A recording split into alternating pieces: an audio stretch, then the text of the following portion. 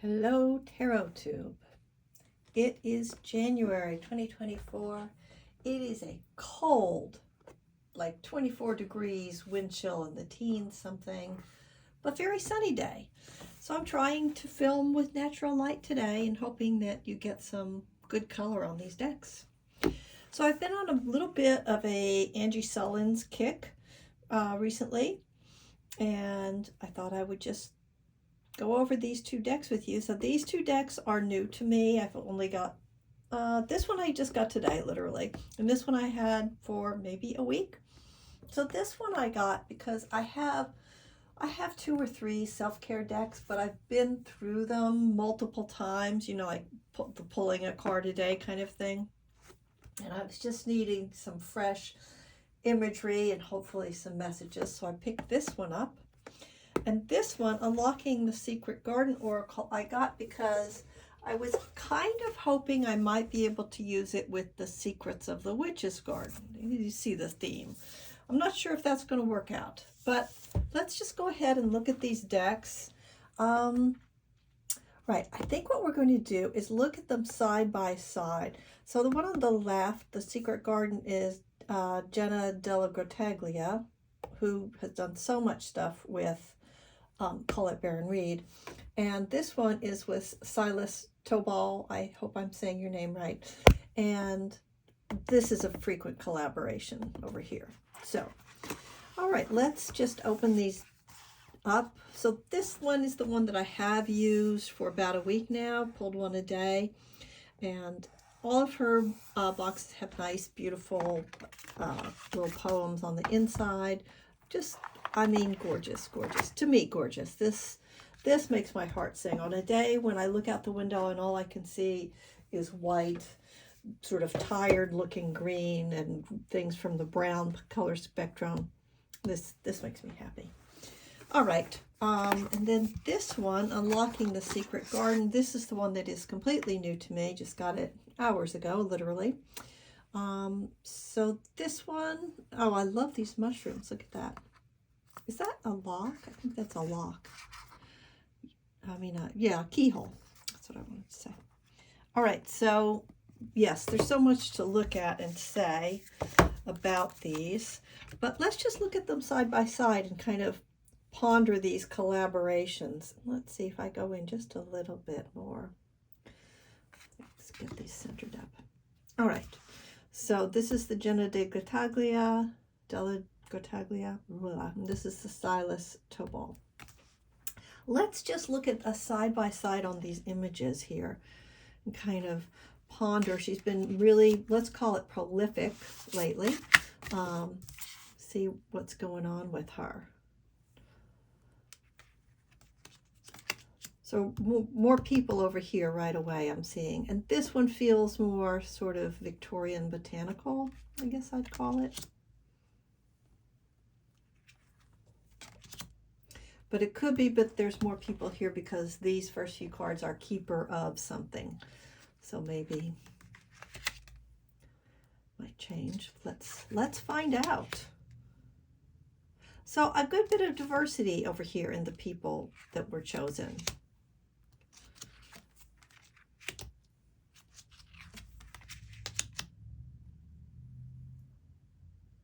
I love this one. Oh, I'll show you the one I pulled for today. Let's go back. Let's go back for a second. This is the one I pulled for this morning. Tell shame to suck it. And I liked it. I kind of sat with that for a while. I have sort of a broad interpretation of what shame is. It's also, I kind of include regret a little bit in shame. All right, that was a side quest. All right. So now they're starting to look more similar. I'm liking how the keywords really pop on this one because of the, what would you call that, box, a frame, something. The keywords blend in a little more here, but they're still very easy to see and read. Both very much nature themed, very fanciful, and so much to look at. Like, look at this one. We've got a little crescent moon up here. We've got the little chipmunk. It's action. And look at all the things that are happening here. Different kinds of leaves, and there's a key. There's just so much to look at. You can really get lost in these things. So if you like to do some, some path working with your cards, I think her decks are wonderful. Even if you like completely ignore these things, you could just do a whole story on either one of these cards.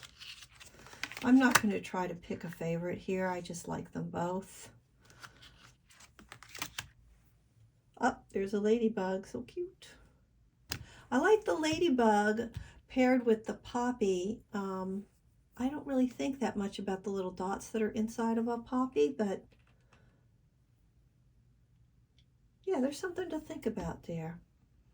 And then our owl with the crescent moon. I wonder if the owl gets tired of being associated with wisdom. Who knows? I love this one. Bring your monster flowers. I'm going to just do a sidebar again because I'm doing a writing class, and my coach, I guess, he told me yesterday, you have to kill your darlings. Yeah, okay. Oh my goodness. That's all soft and lovey. I love the message for this. All right. Look, you can make a story with this. Don't quit your daydream. Receive. Let it happen. Okay. Oh, let's look at the backs together. So here's the two backs. They really work nicely. Oh, we've got a flying animal thing happening. Nope. This one does not have wings. Funny. I just invented that for myself. Pomegranate with contradiction. I wonder if there's keys on all these cards. I haven't been noticing. Yes, I think there are. So that's part of the secrets of the garden, is that they all have keys, maybe.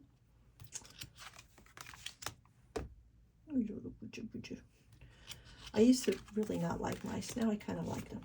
Like when I see them around, I don't freak. I'm growing up.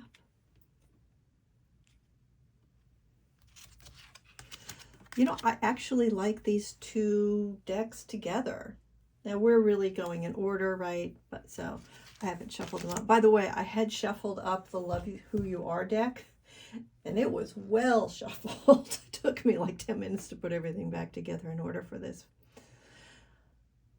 Isn't this interesting how a black background makes things look so more, I think of more of a botanical print, more kind of academic.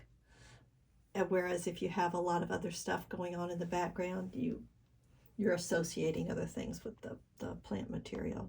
But this one, you're really focusing on those daylilies and the fern shapes and colors. The shading in here is beautiful. All right. Hello, hedgehog.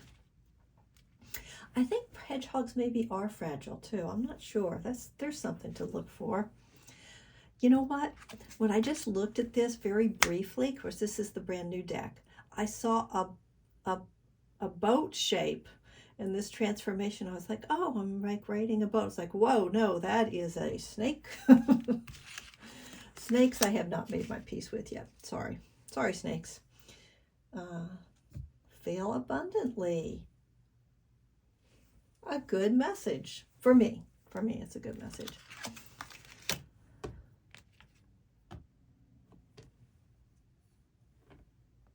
I love all the dandelions with the wish and the full array of the dandelion life cycle too. Wait, is there a root in here? As you can see, it's a little reflective. I don't see a root, but the dandelion root is important. That very funny sound is my radiator. As I said before, it's cold. Is that the frog prince? Yeah, we're dipping into fairy tale knowledge there. Become a wonder hunter. So this is a theme of hers, being wonder hunter.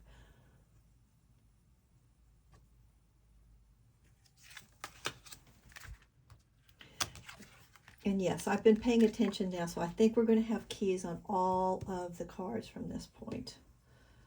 Get lost.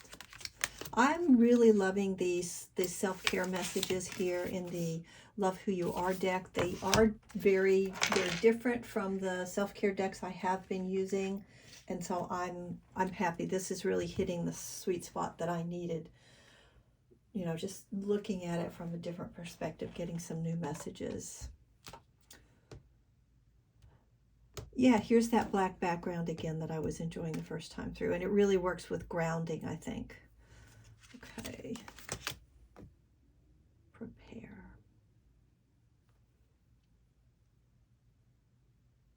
Court the too good and true. I have to think about that one. And more black backgrounds. Hello, raccoon. And a raccoon is another animal that I've changed my perspective about. They can be really destructive, and I've done a lot of catch and release with raccoons. I take them across a river so they won't come back to my garden, and man, they stink. Okay, wow, I'm just floating around all over the place, but this particular raccoon is fat and happy, and not because they're picking through my trash and eating through plastic, which I wish, yeah. Okay, become an alchemist. Beautiful. Solitude. I'm getting an awful lot of that these days. Sometimes by choice, sometimes just because of this darn weather. Okay, release expectations and permission. I give you permission to release expectations. That's my message to you if you made it this far in the video at 11 minutes. Okay, laughter and protect your boundaries. Forgiveness, gather your nuts. I don't know, that makes me giggle. Okay. I do like this black background. Float like you mean it. I took a bath the other day. It's such a lovely thing to do when it's cold outside. It just lets your whole body relax and feel warm. More than a shower. Okay, expect a miracle. Uncertainty. Priorities. Oh, this is, look, there's so much going on here. I can see it's like it's confusing, like they're all in the same color palette. It's like, which thing is the most important? I try to pull it to the front and celebrate the little things. Hello, cute mousy. Imagination. Always settle for more. Yes, I would be happy to settle for more. And freedom. Okay, so there's 44 cards in each deck. So when you take it out of the box, or when I took it out of the box, I looked at the size of this deck and I thought, I don't know if that's enough cards, but it is. 44 cards is enough. So I guess this is thinner paper or cardstock, I suppose. I guess that's what the deal is. Yeah. So they're both beautiful. I like them both very much. All right, let's take a look at this one, the secret, unlocking the secret garden. And let's just look at a few of these cards next to the secrets of the witch's garden, which is what I was kind of wondering, are they going to go together? The cardstock is super different. And this one I wrote on, it's a study deck. I really handled it a lot. So forgive that if that gets on your nerves. Works for me. So what you're seeing here are the guide words from the creator's guidebook. So I always think it's interesting, like what do they think the keyword for that card is? Obviously I have my own meanings. Let's just turn this around.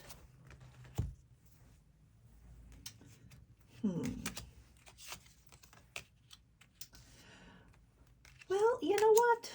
It's not bad. And I thought that the shininess of this cardstock and the matte of this were going to like clash and make it weird, but actually, I'm liking it. I feel like, oddly enough, the colors work together. And even though the art styles are very different, this collage from like, looks like paintings, I think it works. I think it works. So I am going to give this a try. Yeah. All right, let's shuffle the 2 decks, and let's leave this with a little 2-card reading. I'm not sure if I'll share my interpretation or just leave it for you. But if you made it this far and you thought this was kind of an entertaining little thing on this cold winter day, or whenever it is that you're seeing it, do hit a like button. I would appreciate this.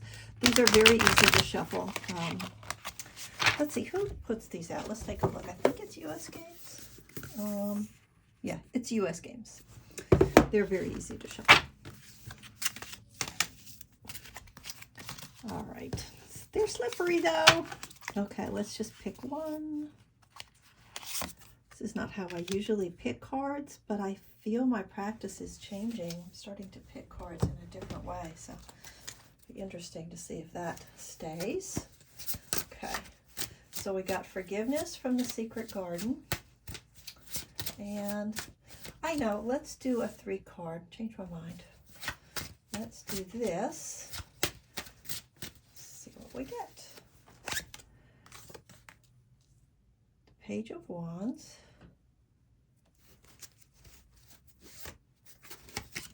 whoops, and the 2 of Wands. Now, sometimes if I get a page, I consider that, you know, the page is the messenger, and I will put it back in the deck. So just to sort of walk you through how I do that, I take it, I put it face up, so it's easy to find, and then I shuffle again. That probably looked weird, very close to the camera.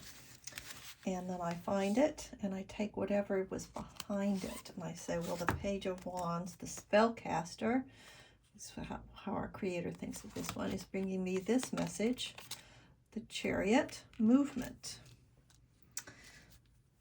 So we've got Forgiveness, the spellcaster bringing us the message of the Chariot, and then the 2 of Wands.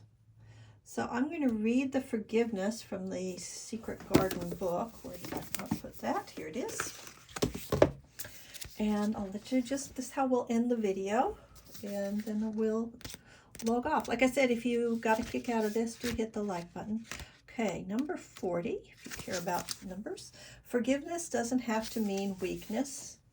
To be forgiving is to understand that every human being makes mistakes on their own. They're on their way to remembering who they really are and from what they're really made. Loving yourself enough to forgive another is key right now, and sometimes that other being is you. Let yourself off the hook. Offer yourself grace. You're always doing the best you can, even when you go against your own loving nature. This applies to all human beings. So hold yourself and others to a standard of grace rather than perfection. The toxin of unforgiveness will poison your life, but the grace of forgiveness can bring a revolution of healing. All right. Well, I know what this little combination of cards would mean to me. But you know what? I'm going to let you have your own thoughts about this, because you know, you may have been thinking about something completely different than what I was thinking about. Take care. I hope things are going well enough, and that you're taking care of yourself, and that you unlock a secret of joy and beauty. Bye for now. See you in the next one.